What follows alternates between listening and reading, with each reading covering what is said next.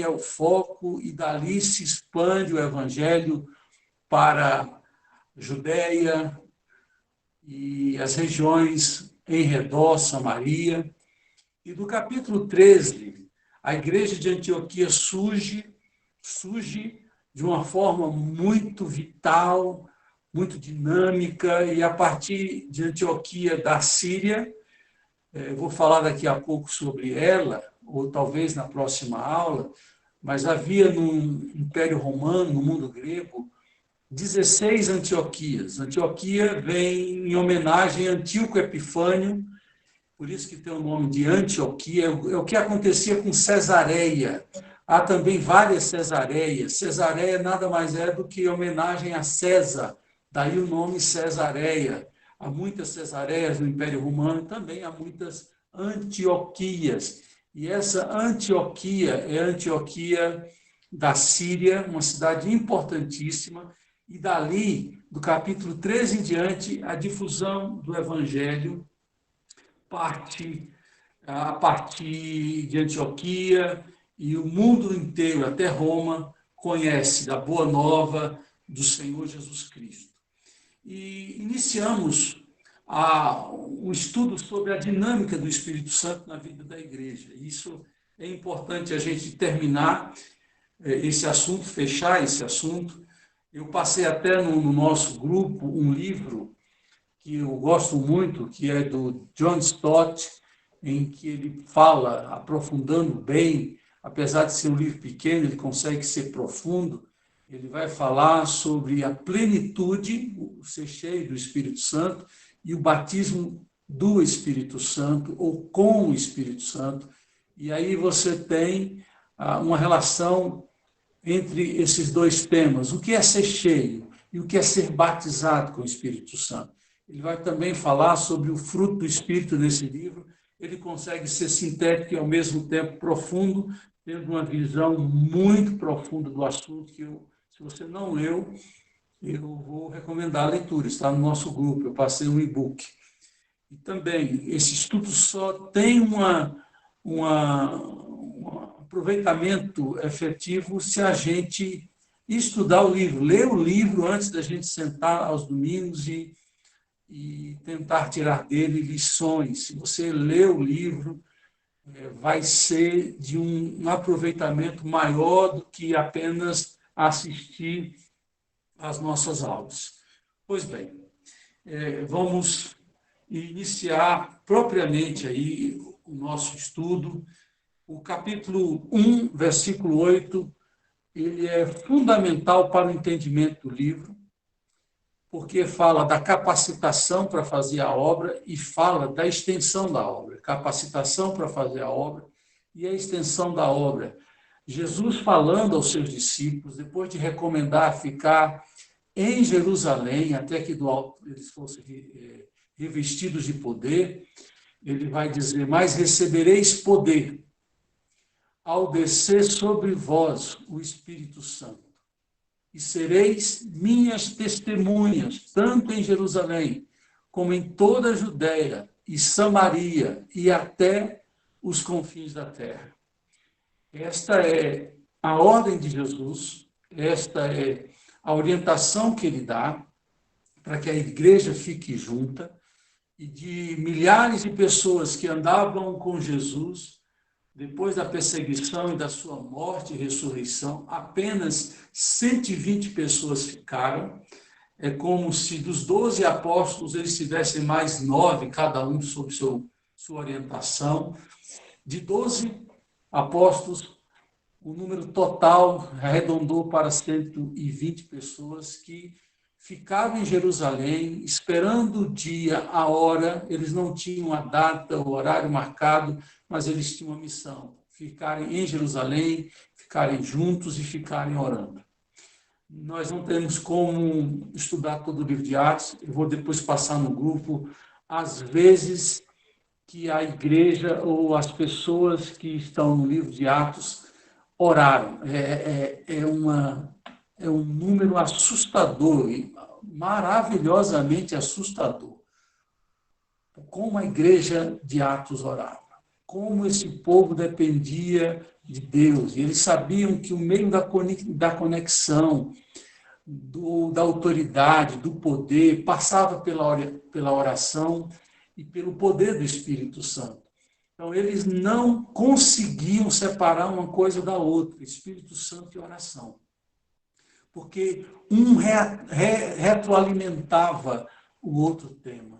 Quanto mais oração, mais Espírito Santo. Quanto mais Espírito Santo, mais oração.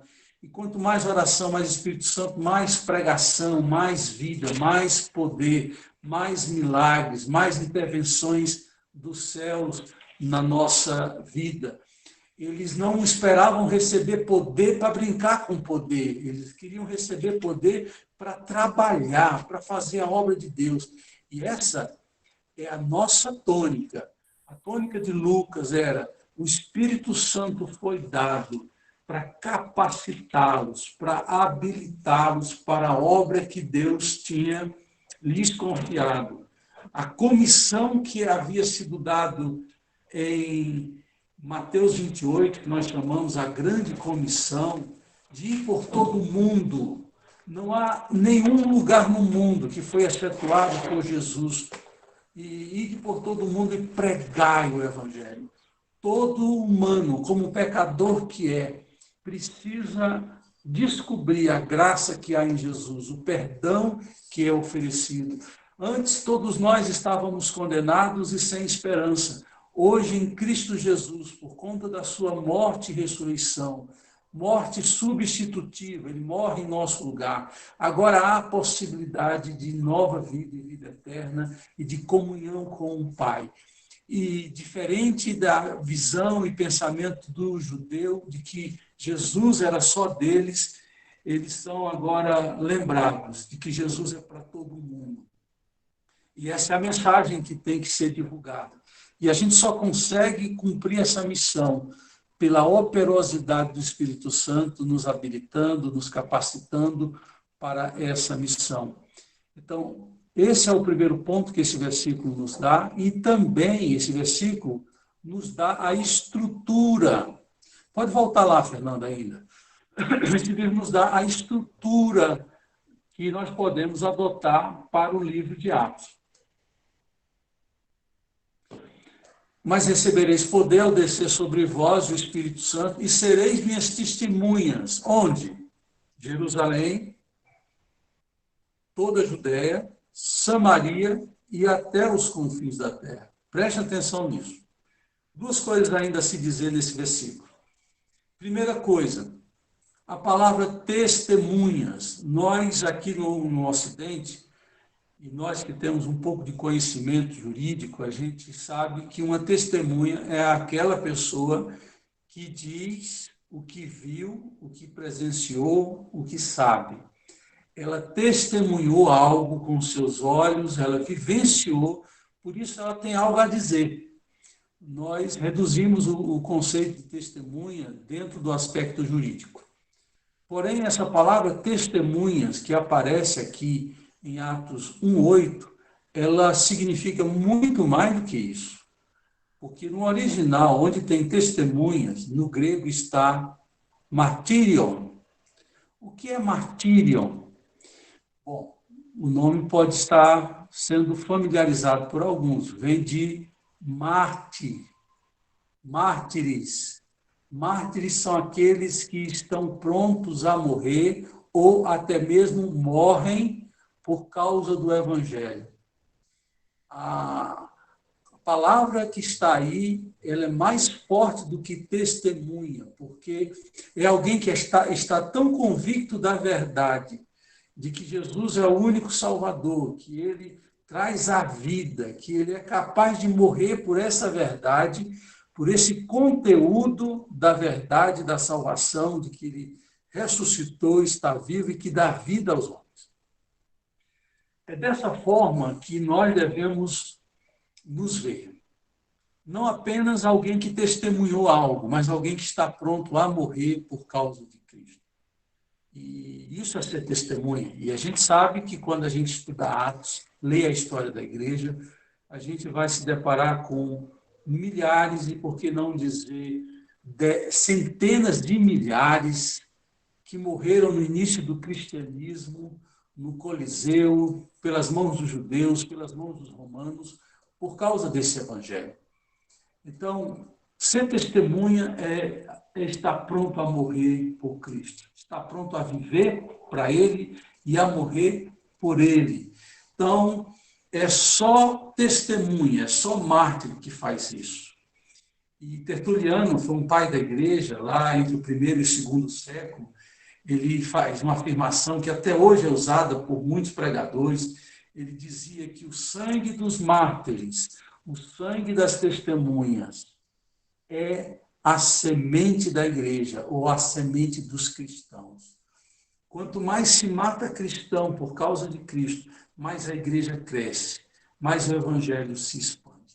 Agora, olhando ainda para esse versículo, você vai descobrir toda a estrutura do livro de Atos. Toda a estrutura. Porque nós devemos ser testemunha em Jerusalém, em Judeia, em Samaria e até os confins da terra, quando a igreja chega até Roma, quando nas viagens do apóstolo Paulo há uma expansão. O próximo slide vai deixar isso muito claro, a gente vai poder entender mais da estrutura desse livro. Se você pegar o livro de Atos, você pode dividir em 3 partes.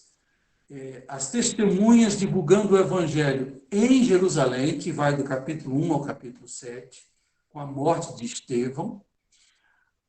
Você vai ver no capítulo 8 ao capítulo 12 o evangelho se expandindo da Judéia, na Judéia e Samaria. E do capítulo 13, a partir da igreja de Antioquia, a igreja indo aos confins da terra, são 3 viagens missionárias e também a última viagem de Paulo, quando ele é preso e é levado a Roma, que falam dessa expansão, do anúncio do evangelho às pessoas que antes nem sequer haviam ouvido falar das promessas de Deus, de que Deus enviaria um Salvador, e esse Salvador seria o seu próprio filho, que morreria por aqueles que nem sequer sabiam da existência do Deus de Israel e nem do próprio Messias. Quando você lê lá o versículo 8, diz que nós teríamos testemunhas nesses lugares. E a estrutura do livro segue justamente essa expansão.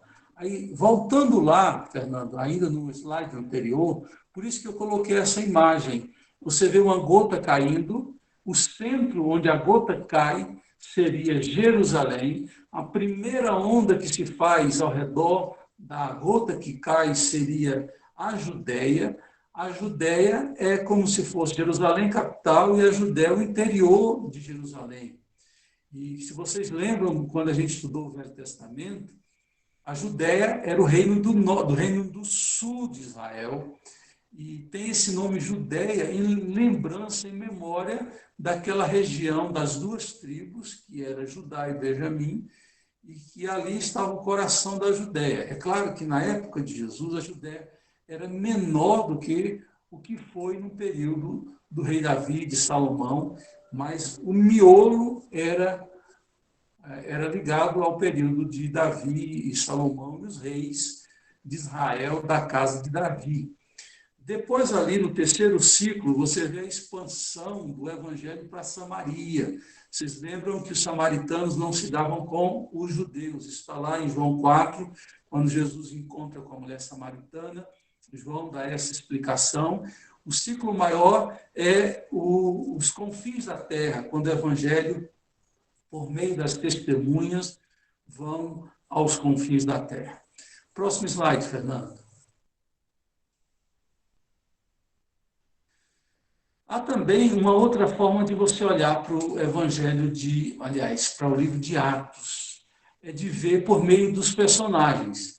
O nome do livro, Atos dos Apóstolos, lembram das pessoas, né? Lembram dos apóstolos. Então, a gente tem como olhar para essa história através dos Atos dos Apóstolos ou através da expansão do evangelho por meio das testemunhas. Eu prefiro a primeira opção, como o evangelho vai geograficamente se expandindo e indo além, cumprindo a missão de levá-lo a toda criatura, para todo mundo, e não só para os judeus. Mas a segunda forma de de ler e interpretar o livro de Atos também vale. A gente pode olhar com 4 divisões, né? Primeira divisão, de 1 a 8, é Pedro e João. Então, você vai ver esses 2 apóstolos presentes nessa primeira parte, de 1 a 8. João praticamente não fala. Pedro que toma a iniciativa, Pedro que está à frente fazendo os milagres. Em Atos 2, no dia de Pentecostes, é Pedro que prega, João dá um suporte, mas ali você vai encontrar basicamente esses 2 apóstolos. Do capítulo 10 ao capítulo 12, você vai ver Pedro sozinho. O 9 eu pulei, por conta que 9 é a conversão do apóstolo Paulo, que está ali no meio do 8 e do 10, para mostrar que ele participou do assassinato de Estevão. Ele foi partícipe daquele ato macabro do apedrejamento de Estevão. Mas do 10 ao 12, Pedro está sozinho. Do capítulo 13, nós temos Tiago. Tiago presidindo o concílio de Jerusalém. Tiago é o irmão de Jesus, mas ele é tido como apóstolo em Jerusalém. Ele tem uma primazia. Alguns dizem que ele tem a primazia maior do que Pedro, porque é ele quem coordena o concílio de Jerusalém. E a 4ª divisão seria Paulo, né? E aí Paulo está com um conteúdo vasto. Capítulo 9, que fala da conversão dele, e de 13 a 28, basicamente, os atos, as ações do apóstolo Paulo na difusão do Evangelho. Então, tem essas 2 formas que a gente pode usar para entender a estrutura, o esboço do livro de Atos, sendo que eu prefiro a primeira e a gente vai trabalhar nessa linha da primeira opção. As testemunhas indo geograficamente espalhando o Evangelho. Pode ir para o próximo.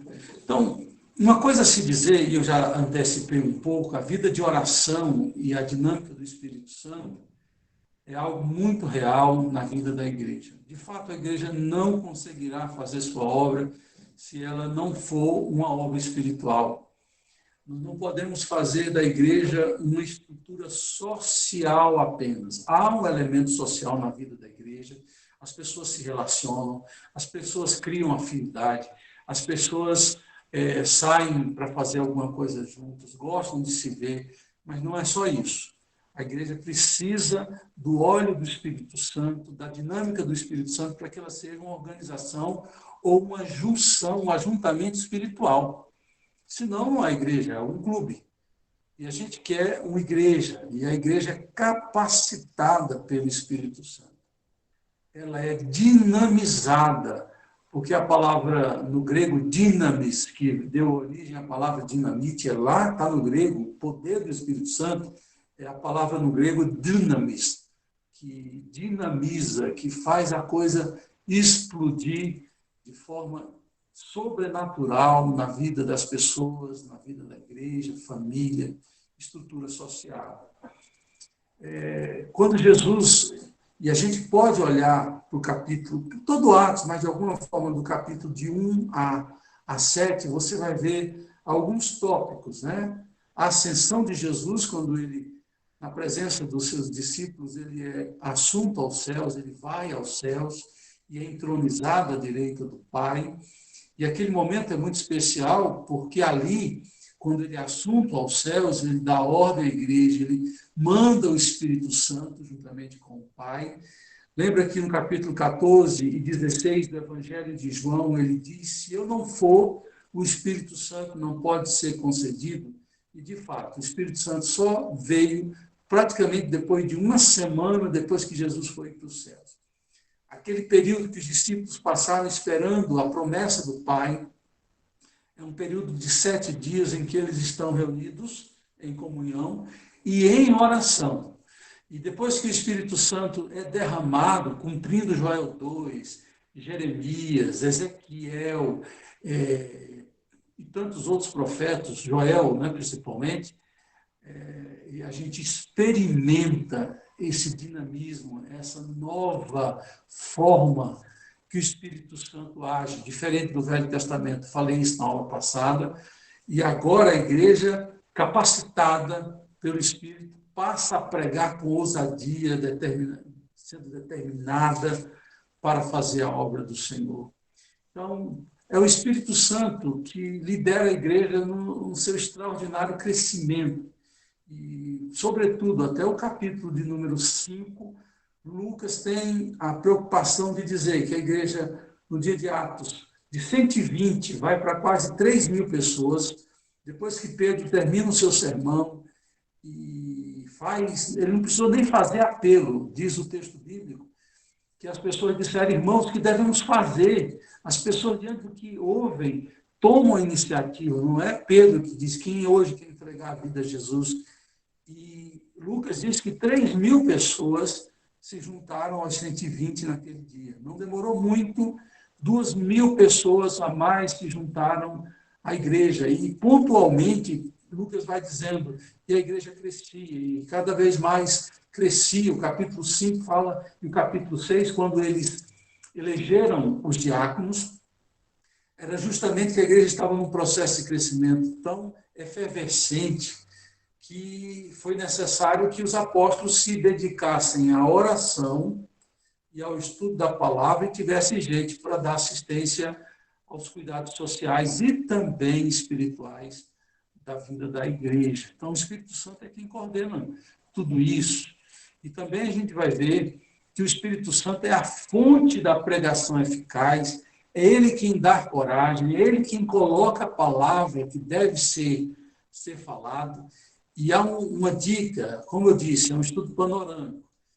Se a gente parasse para estudar cada sermão que você tem em Atos, a começar com Pedro, né? Pedro, no dia de Pentecostes, no capítulo 3, quando Pedro cura um coxo de nascença, ele fala para os judeus, ele prega a esses judeus. Quando ele é preso e é levado para o Sinédrio, Pedro pega mais uma vez e tem o conteúdo do sermão de Pedro ali. Depois você vai encontrar no capítulo 7, Estevão faz um sermão enorme. Praticamente todo o capítulo 7 de Atos é um sermão que Estevão prega para os seus irmãos judeus e ele é muito incisivo, duro, contundente, para chamar a atenção deles. Você vai ver Estevão anunciando ao etíope a mensagem essencial do Evangelho. Você vai ver Pedro pregando na casa de Cornélio. Você vai encontrar depois Paulo fazendo as suas viagens missionárias. Nessas viagens missionárias, em alguns momentos também há conteúdo das mensagens dele. É um estudo à parte, estudar as mensagens. E o Espírito Santo dava essa capacidade. Eu estava relendo Atos hoje de manhã, antes de começar a aula, e eu me deparei com o sermão de Estevão, eu li todo o sermão de Estevão. Antes dele falar, Lucas vai dizer que no capítulo 7, que quando ele chegou no Sinédrio, o seu rosto era como um rosto angelical, brilhava. E não só brilhava o seu rosto, mas as suas palavras eram tão profundas que as pessoas ficaram inquietas, sem saber como entender aquilo. Porque o Espírito Santo capacita isso, e Jesus fez essa promessa que a igreja não devia se preocupar, porque na hora que eles precisassem falar em nome dele, o Espírito Santo colocaria a palavra na nossa boca. E na despedida em João, no capítulo 14, no capítulo 16 de João, Jesus vai dizer que o Espírito da verdade faria com que os discípulos lembrassem de tudo que Jesus havia ensinado. Por isso que o Espírito Santo em João também é apresentado como o Espírito da verdade. Então, ele é fonte da pregação, ele é fonte dos poderes miraculosos. Basta ler Atos 13, de 9 a 11, é fonte da sabedoria das liberações da igreja. Eu gosto muito do capítulo 15, versículo 28, porque aí você vai encontrar o Concílio de Jerusalém se reunindo para resolver uma questão. Os gentios que foram alcançados pela graça de Deus por meio da pregação do apóstolo Paulo e dos seus companheiros, tinham que viver a mesma vida que o judeu vive, tinham que guardar as mesmas práticas, tinha que ter os regulamentos alimentares, tinha que seguir a lei cerimonial, e eles tomam a decisão. Quando a gente for falar mais disso, eu vou me aprofundar mais. E, ao final, Tiago, que está conduzindo o concílio, fala algo assim maravilhoso, que eu fico maravilhado. Ele diz: pareceu bem ao Espírito Santo e a nós tomar tais decisões. E eu gosto muito da ordem. A ordem não é pareceu bem a nós e ao Espírito Santo. É pareceu bem ao Espírito Santo e a nós. É uma igreja comprometida com a palavra, com a orientação de Deus, e depois com os interesses particulares, com os nossos achismos. Deus tem que ter a primazia e nós ficamos com o que der. E já nos é suficiente. E também quando a gente vê a igreja orientando, né? Aliás, o Espírito Santo orientando a igreja, Atos 5, 3, 13, 2. O capítulo 13, versículo 2, para mim é muito interessante, porque quando a igreja se põe em jejum e oração para fazer a missão, é o Espírito Santo que fala. Lá no capítulo 3, versículo 2, o Espírito Santo diz: separai-me agora Paulo e Barnabé para a obra que tenho preparado. Então, o Espírito Santo, ele é atuante. Parece-me que são mais de 40 vezes que o Espírito Santo é mencionado no livro de Atos, dada a sua ação, gerência, coordenação. Os atos são dos apóstolos, mas a coordenação é do Espírito Santo. Aí você vai encontrar Atos 10, 19, 16, de 6 a 10. Eu só pensei alguns exemplos para mostrar da operosidade do Espírito Santo na vida da igreja de Atos. Próximo slide, Fernando, por favor. Bom, a partir daí, eu vou trazer alguns elementos a mais do que o que está nesses slides. Eu falei que do capítulo 1 ao capítulo 7, nós temos o Evangelho em Jerusalém, praticamente na primeira parte, né? A igreja nascendo. E quando você olha para a igreja de Jerusalém, você vai descobrir que você tem a experiência da capacitação pelo Espírito Santo, eles são cheios, eles são dirigidos pelo Espírito Santo, e a partir do dia de Pentecostes tudo muda, a coisa começa a acontecer porque o Espírito Santo está atuando.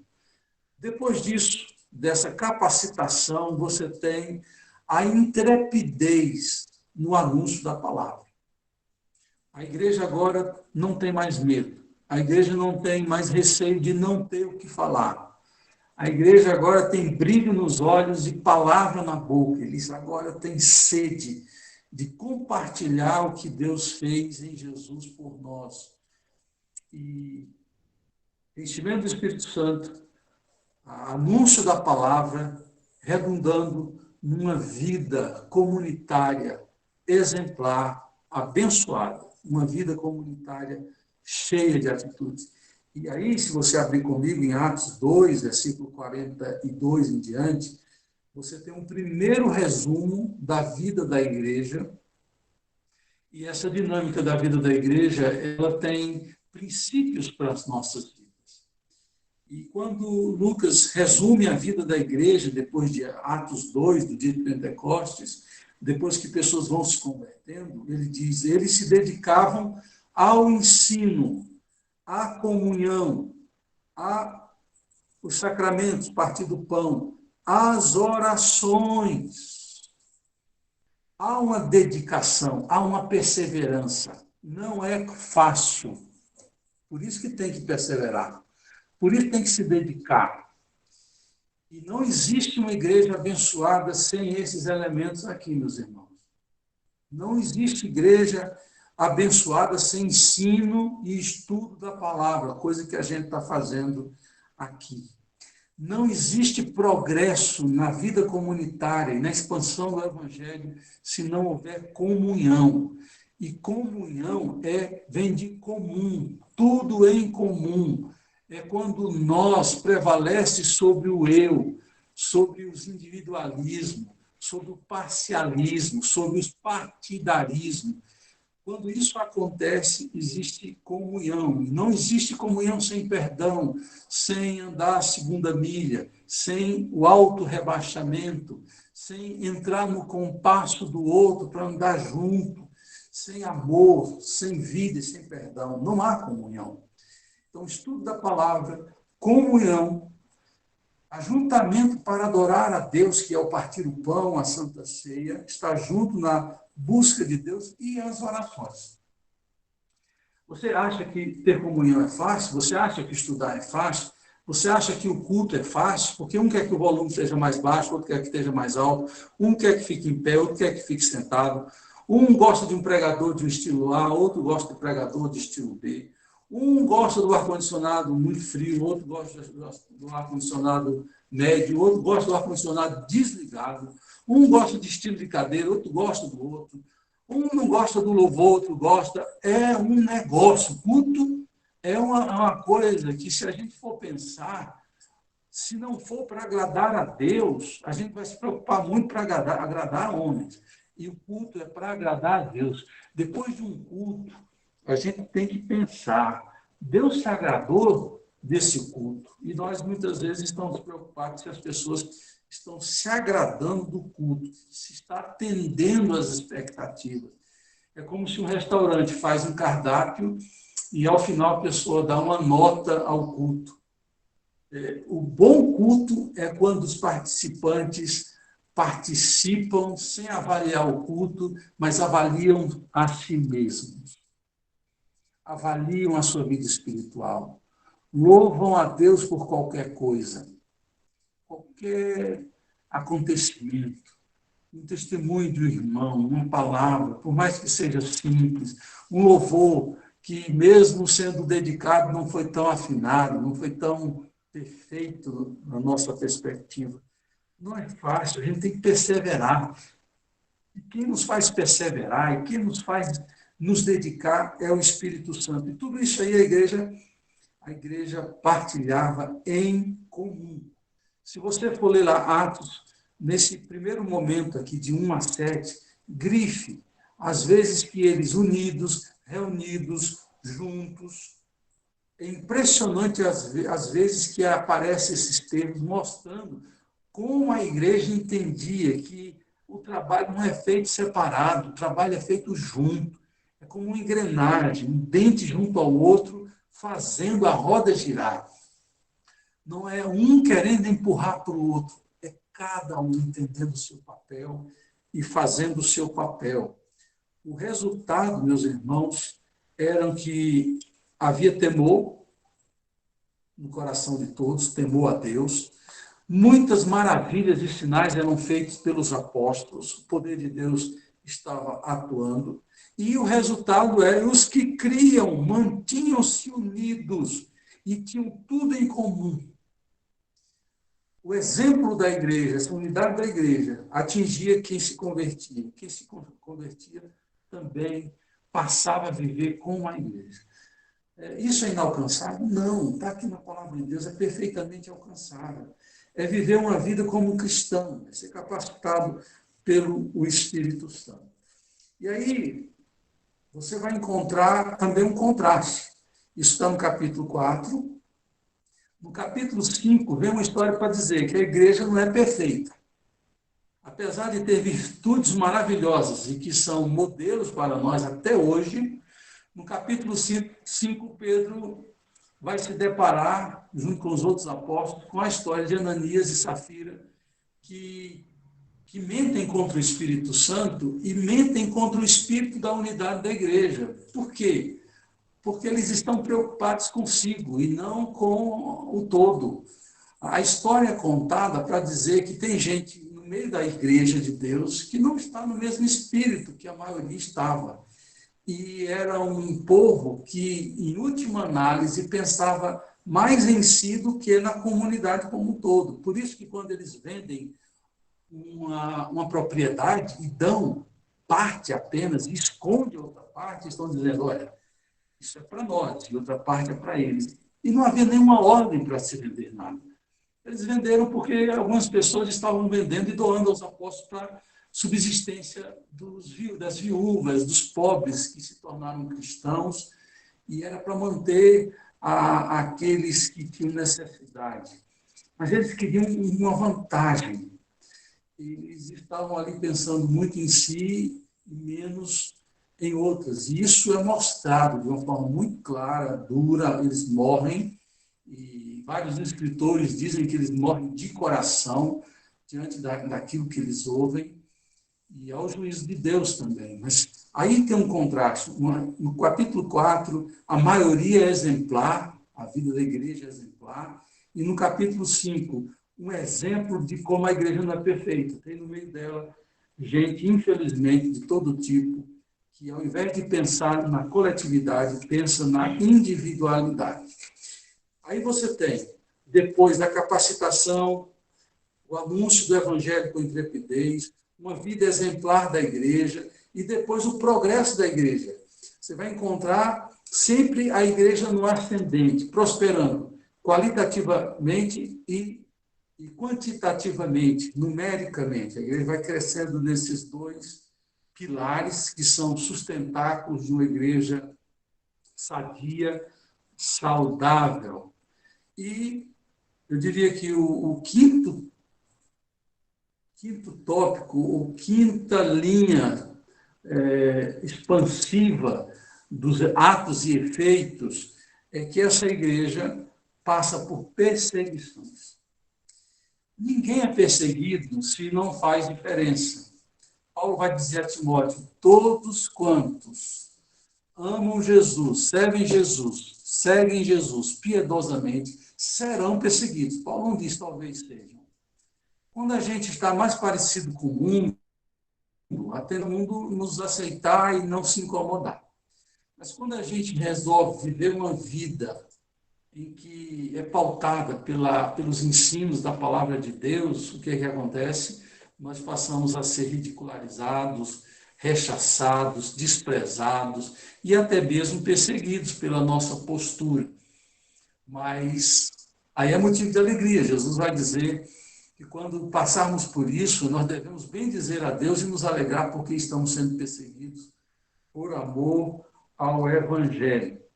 E as perseguições começam em Atos 3, quando Pedro e João, na Porta Formosa, curam um coxo de nascença, e aquilo que aconteceu, ao invés de ser um motivo de glória a Deus, é motivo de perseguição. Eles são levados ao Sinédrio e lá são interrogados, e depois disso, de Atos capítulo 3, a igreja pula para 5.000 pessoas. Então a igreja houve um crescimento, mas à medida que a igreja cresce, há uma perseguição enorme. Eles proíbem, e aí vem a sequência da perseguição. Primeiro, uma oposição, eles já não gostam, se opõem. Segundo, proibição, o Sinédrio proíbe deles curarem e de falarem em nome de Jesus. Aí vem depois um outro passo da perseguição, as prisões. No primeiro momento, Pedro é preso. No segundo momento, os apóstolos são presos. No terceiro momento, Pedro novamente é preso. E num quarto momento, Tiago é assassinado pela espada. Lembra os evangelhos que você vê sempre Jesus com Pedro, Tiago e João? No capítulo 12, temos a informação que Tiago é morto à espada, depois da morte de Estevão, né? Estevão é apedrejado no final do capítulo 7. Depois do capítulo 3, a igreja cresce, mas não existe mais tranquilidade. A igreja passa por grandes perseguições. Das duas prisões que Pedro passou, você vai ver que, aliás, 3 prisões. Pedro, depois, no capítulo 4, ele é preso, miraculosamente, lá diante do Sinédrio, eles são libertos e levados a... Deixa eu dar uma olhadinha aqui.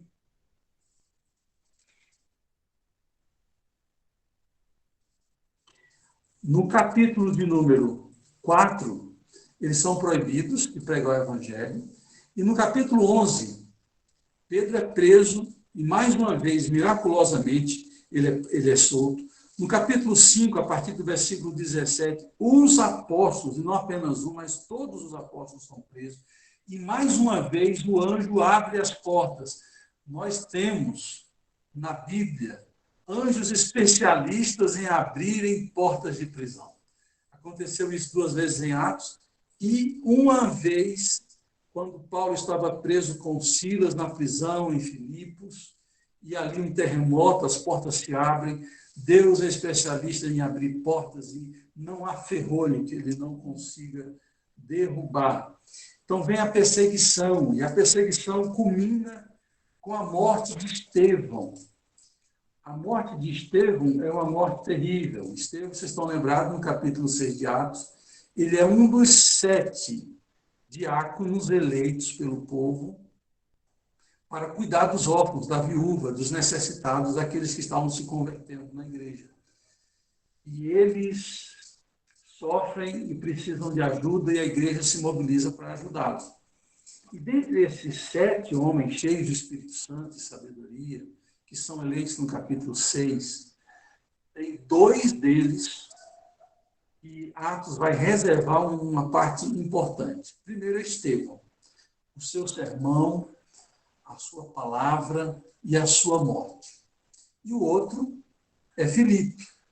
Filipe não é o apóstolo, Filipe é o diácono, que ele sai no capítulo 8 e vai para Samaria. A partir do capítulo 8 até o 12, o evangelho em Samaria. Lembrando, Jerusalém, Judéia, Samaria, confins da terra. O evangelho se dissipando como uma bomba nuclear em direção a todo mundo. E a perseguição, como diz o slide, é o combustível da igreja. Ao contrário do que a gente pensaria, que fosse calar, paralisar a igreja, passa a ser o combustível. Se você tiver com sua Bíblia aberta em Atos, capítulo 8,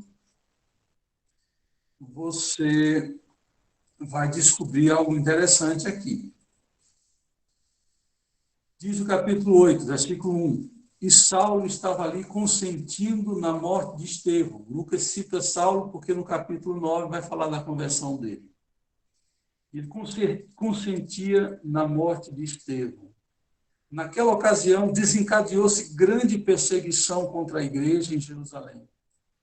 Todos, exceto os apóstolos, foram dispersos pelas regiões da Judéia e Samaria. Aí, a partir do capítulo 8, você tem Filipe. Não são os apóstolos que vão pregar em Samaria, mas é Filipe que, na fuga de Jerusalém, diante da perseguição, o texto vai dizer que todos saíram. É claro que depois eles retornam, quando a coisa se ameniza, quando o fogo da perseguição se abranda, eles voltam. Mas praticamente todos, os apóstolos aguentaram lá segurando no chifre do touro, enquanto as coisas se acalmavam, e eles partem. E Filipe, ele não parte e fica escondido, ele vai anunciando o evangelho. E dele você vai encontrar ele pregando aos samaritanos e depois ele pregando a um etíope. E é interessante isso, eu não sei quantos sabem, mas uma das esposas de Salomão era etíope. E você tem muitos judeus negros descendentes de Salomão e uma rainha etíope. Desde aquela época, desde a época de Salomão, havia judeus lá na Etiópia e alguns vinham a Jerusalém. É o que acontece aqui com esse homem, o eunuco da rainha Candace, rainha dos etíopes, e provavelmente ele é descendente de Salomão, portanto, um judeu negro.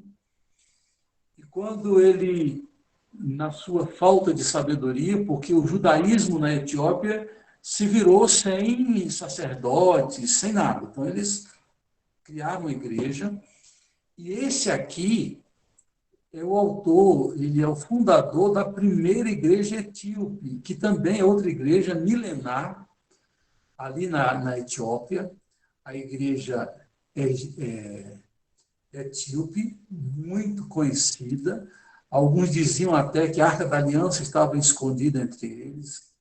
Não há nenhuma base lógica fundamentada para crer nisso, mas muitos cristãos etíopes são descendentes não é a palavra, são oriundos do trabalho inicial desse tesoureiro eunuco da rainha dos etíopes. E foi Filipe que prega o evangelho para ele. Agora, note bem, tudo ligado à expansão do evangelho. Pregou para esse homem, para ele ir para a Etiópia e dali pregar o evangelho. Samaria, da mesma forma, expandiu o evangelho. O livro de Atos tem como base a expansão do evangelho para todo mundo. Mas a perseguição foi enorme. E aí vem uma coisa a se dizer que não é fácil de se viver, mas é necessário se entender. Deus, às vezes, permite que situações difíceis venham à nossa vida, perdas, lutas, perseguições, para dar uma sacudida na gente. A igreja estava muito acomodada em Jerusalém, estava muito bom. E como o judeu tinha a tendência de pensar que o evangelho era para o judeu, Deus teve que fazer uma perseguição para eles cumprirem a missão de sair de Jerusalém, irem para a Judéia, Samaria, para os confins da terra.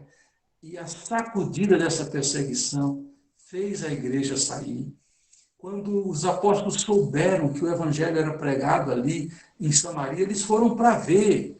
Vocês lembram, quem estudou comigo o Velho Testamento sabe que havia uma desavença entre judeus e samaritanos, porque os samaritanos nada mais eram do que uma mistura de raça, de judeu com outros povos. Quando Neemias vem reconstruir o muro, eles querem participar, eles dizem nós somos judeus, e não, vocês não são judeus. O judeu tinha um negócio com genealogia para provar a evidência comprovado, porque era muito importante ter o sangue judeu legítimo. Por quê? Os judeus esperam até hoje a vinda do Messias, eles não olham para Jesus como Messias. E para ser mãe do Salvador, precisa ser judia legítima, a mulher precisa ter sangue puro. Por isso, todo esse cuidado de judeu casar com judeu e tentar manter o sangue puro para a vida do Messias. Perda de tempo. Jesus já veio, nasceu de uma virgem chamada Maria, e está nos céus esperando para vir buscar a sua igreja, não para salvar, ele vem para julgar. E essa perseguição que começa no capítulo 7, faz com que a igreja se desabroche mais ainda, e coisas maravilhosas começam a acontecer fora do território da Judéia. Chega ali a Samaria de uma forma maravilhosa. Bom, eu queria abrir para perguntas nesse momento. Nós não temos nenhuma pergunta no chat, mas se alguém quiser fazer alguma contribuição, alguma pergunta, é só tocar no seu microfone aí, desmutar e fazer a pergunta. É importante que os irmãos façam alguma contribuição ou tragam alguma dúvida, alguma pergunta. Por favor. Um de cada vez, gente. Todo mundo ao mesmo tempo, assim fica difícil.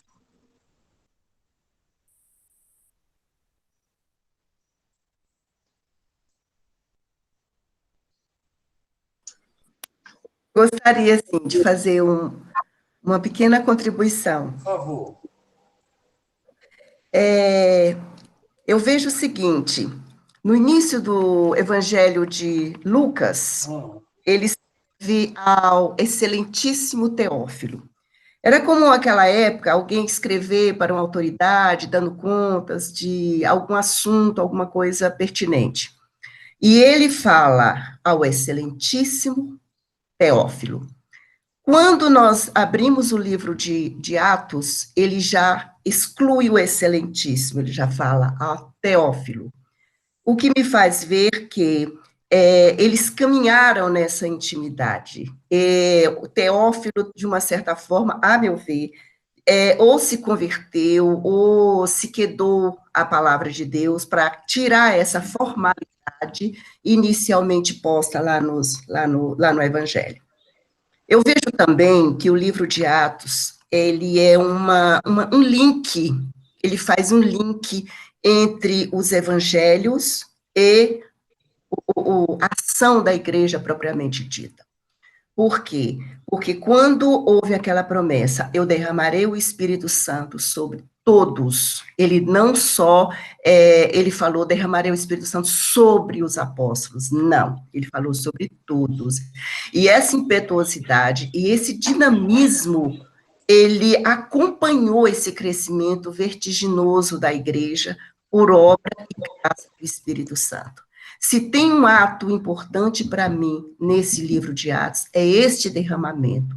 Como o senhor mesmo falou, todo esse progresso, todo esse crescimento veio por meio desse derramamento do Espírito Santo. Eu pesquisei, a palavra atos, ele significa praxis em grego. Em grego. Então, já dando aí um dinamismo, uma coisa, uma sequência lógica de atos. Eu vejo também que essa perseguição como combustível, quanto mais perseguiram em Jerusalém, eles se separaram e foram como uma semente para outras regiões. E ali foi pregando a palavra e foi se multiplicando. Ao invés de eles ficarem acanhados, não, eles tiveram a intrepidez, a coragem, eles se assenhoraram daquela ordem que Deus deu. Vai e pregue o evangelho para todos e em todos os lugares do mundo. Exatamente. Eu vejo assim, este combustível foi fundamental, essa perseguição foi fundamental para que essas sementes de apóstolos fossem nas demais regiões e dali prosperassem as igrejas que foram criadas. Perfeito, Sônia. E ainda trabalhando no que você ponderou acertadamente, primeiro sobre Teófilo, eu não sei se vocês lembram, em Lucas eu trabalhei um pouco nisso. Há uma dúvida se Teófilo de fato existiu ou não, ou se era apenas uma forma de se dirigir a todos que eram amigos de Deus. A palavra Teófilo significa amigo de Deus. Amigo de Deus. Alguns dizem, nessa compreensão que você anda e pensa, que era uma pessoa. E como não há um consenso, é possível que seja uma pessoa, alguém importante, ou que seja uma forma de se dirigir a todos os crentes. E não tratar apenas de fé, mas do resultado da fé, que é a amizade. Teófilo, Deus, filos, amigos de Deus. É o resultado da fé, de nos tornar amigos, próximos, ligados a Deus. De uma forma ou de outra, as duas formas, sendo uma pessoa física, real, ou uma forma de se dirigir a todos, cabe bem. Mas uma coisa que é interessante quando você lê sobre a história da igreja, é comum, na defesa da reforma protestante, os líderes da reforma protestante escreverem aos reis, aos príncipes, tratados da doutrina deles, para dizer, esse ato é respeitoso, nós queremos apenas ter direito de colocar a nossa parte. Eu não sei quantos já ouviram falar das Institutas de Calvino, que são livros. As Institutas de Calvino, elas foram escritas ao imperador Francisco, lá da França, porque ele era francês, apesar de estar na Suíça fazendo a reforma protestante. Então, era comum também escrever cartas como se fossem livros à autoridade. Outra coisa que você falou que eu achei interessante, quando você reforçou o que eu disse a respeito do poder do Espírito Santo como dinamizador da expansão do Evangelho, e mostrou também que o Espírito não foi derramado sobre alguns, mas foi derramado sobre todos. Sobre todos. E isso traz uma complicação, porque ninguém pode dar desculpa. Eu não posso. Se o Espírito Santo é derramado sobre todos, nós podemos, porque ele nos capacita. Não depende de quem corre, de quem faz, mas se Deus usar de misericórdia. Essa sua lembrança foi muito interessante. Quando você destaca a palavra atos, você está falando de ação.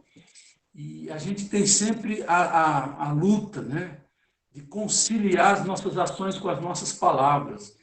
entre falar, o ideal é sempre conciliar atos e palavras.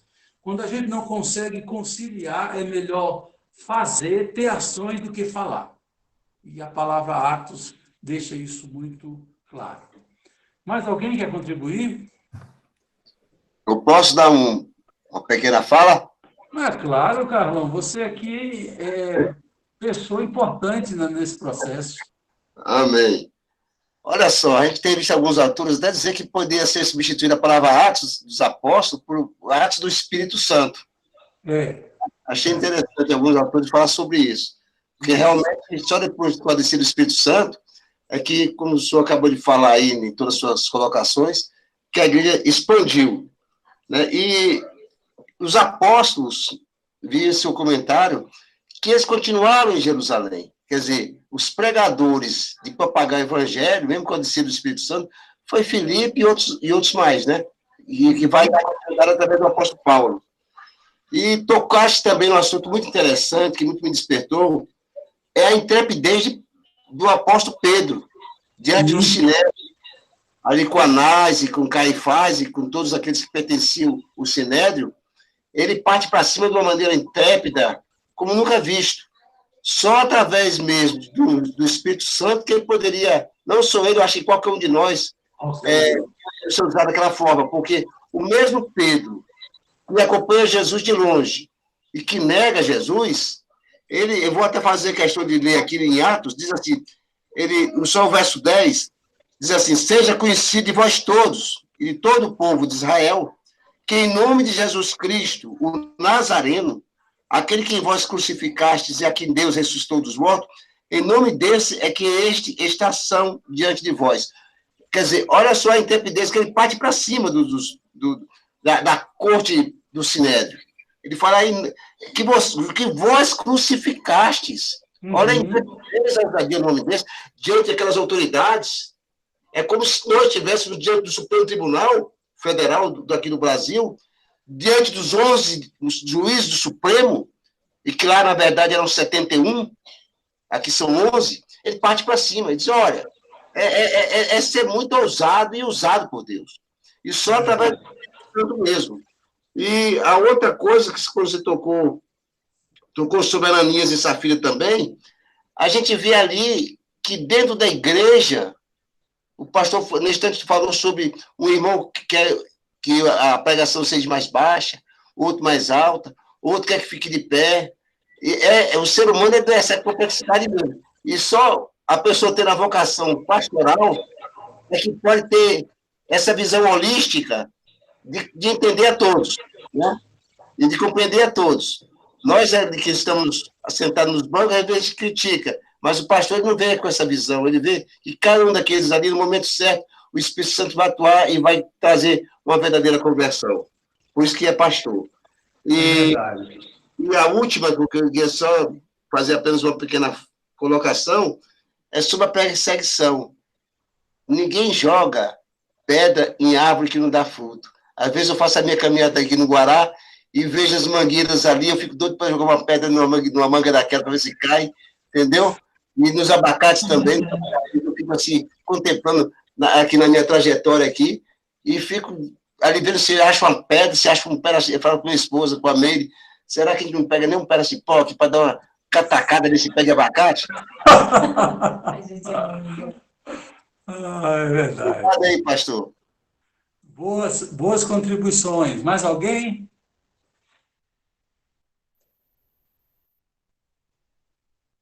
André, você falou aqui no chat que ficou viajando no livro, que o livro é lindo. O que é que você tem a falar sobre isso?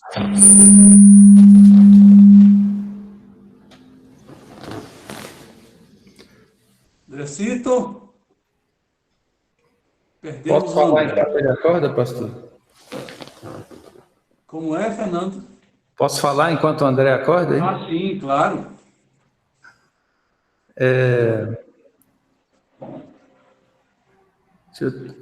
Eu estava sobre essa questão da perseguição. Acho que perseguição de homens cheios do Espírito Santo, eu acho interessante, parece que a presença do Espírito Santo no livro de Atos parece bem diferente daquelas grandes manifestações do Espírito Santo no Velho Testamento, porque, afinal de contas, bem, o Espírito Santo abriu muitas portas de cadeia, mas não impediu que eles fossem presos, né? Sim. Não impediu que eles fossem açoitados, não impediu de serem apedrejados, como foi Paulo. Uhum. E o que é interessante é que, por eles serem cheios do Espírito Santo, eles não viam nessas adversidades nenhum problema. Isso é o que, para mim, os apóstolos são os que mais se aproximam de super-heróis, né? Não porque eles tenham poderes que eles usem em benefício próprio, mas porque eles são completamente imunes aos efeitos da adversidade, né? Isso que eu acho que... E das emoções negativas, né, Fernando? Eles consideravam uma glória ser açoitados. Isso é impressionante, né? O que o Espírito... Não, Fernando. Sabe por quê? Porque às vezes a gente não aceita o que Deus faz, né? Tem alguns crentes que dizem assim, eu não aceito isso, Deus, como se a gente tivesse o direito de não aceitar o que Deus permite. E Deus permite, às vezes, algo difícil para agir na frente e trazer sua glória. E a gente se revolta, a gente reclama, a gente coloca culpa em pessoas. São as emoções negativas de uma mente que ainda não está cheia do Espírito Santo. Quem está cheio do Espírito Santo reage diferente. Morre louvando a Deus, pedindo perdão pelos outros. Estevão fez isso. E a sua participação é maravilhosa quando diz que Deus... ele não nos livra de passar por aflições. Jesus, o contrato, Fernando, está com as letras garrafais. No mundo tereis aflições, mas tende bom ânimo, eu venci. Quem prega um evangelho dizendo que o evangelho não tem lutas, não tem perseguição, é um falso evangelho. Agora, a grande bênção é quando a gente reage a tudo isso bem. Por exemplo, quando Pedro é preso, no capítulo 4, ele é solto, também no capítulo 11, a igreja se reúne e ora. E começa dizendo, tu, soberano Senhor. Até a prisão era um ato soberano de Deus. Até a morte de Tiago era um ato soberano de Deus. Deus permitiu, era o limite. As pessoas não agem contra a igreja sem uma permissão de Deus. E se Deus permitiu, Deus sempre tem propósito. Essa grande perseguição foi algo terrível para a igreja, fez com que o evangelho se espalhasse mais do que ali em Jerusalém. Então, sempre é para o bem. Isso é uma frase que eu ouvi de um pastor que eu gostava muito, faleceu, reverendo Antônio Elias. Acontecia um problema difícil, a pessoa ia chorar lá aos pés dele, ele dizia, é para melhor, irmão. A pessoa quase entendia. É para melhor que aconteceu isso. Aí ele se reportava a Romanos 8, quando diz assim, todas as coisas cooperam para o bem, ou seja, é para melhor. Agora, a nossa forma de reagir vai mostrar se a gente está cheio ou não do Espírito Santo. Perfeito, Fernando. Pastor, contribuindo nisso aí que o falou, Paulo afirma isso, que todas aquelas mazelas pelas quais ele passou foram importantes para o crescimento do evangelho. E seja, ele murmurou, ele entendeu que tudo aquilo que estava sendo feito era bendito, era bem feito, era obra do Espírito Santo, e que ele teria a proteção do Senhor, e que tudo aquilo ali contribuiria para o crescimento do Evangelho. Tanto é que, só adiantando um pouquinho, como ele não podia viajar, ele escreveu as epístolas. Então, através disso aí... então, viajar não podia, porque estava preso, e ele escreveu as epístolas, ou seja, as prisões, assim, agora trazendo no âmbito mais restrito, as prisões foram um benefício para o crescimento do Espírito, para o crescimento do Evangelho. Eu acho que você está se referindo a Romanos, quando Paulo vai dizer que a perseguição gerou paciência, a paciência, consolação. Tudo que se passa, a gente vai aprendendo e evoluindo com isso tudo. A tribulação gera perseverança, perseverança, experiência, experiência, esperança.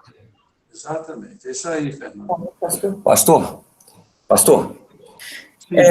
uma observação que, na realidade, não até tem mais a ver, talvez, com a aula passada, mas eu acho que a gente poderia depois dar uma olhada, é o seguinte: quando o Espírito Santo cai sobre aquele grupo ali, e as pessoas começam, eu vejo aquele fenômeno, as pessoas orando em línguas, talvez até em línguas dos anjos, né, vamos pensar assim para simplificar, falando em línguas, e aí o Espírito Santo deu, não a todos, mas a um grupo limitado de pessoas, a capacidade de entender o que eles estavam falando. E a outros ele não deu. E a esse grupo que ele não deu, eles falavam, olha, estão cheios de morto, porque estavam ouvindo eles falarem uma coisa que não fazia sentido nenhum.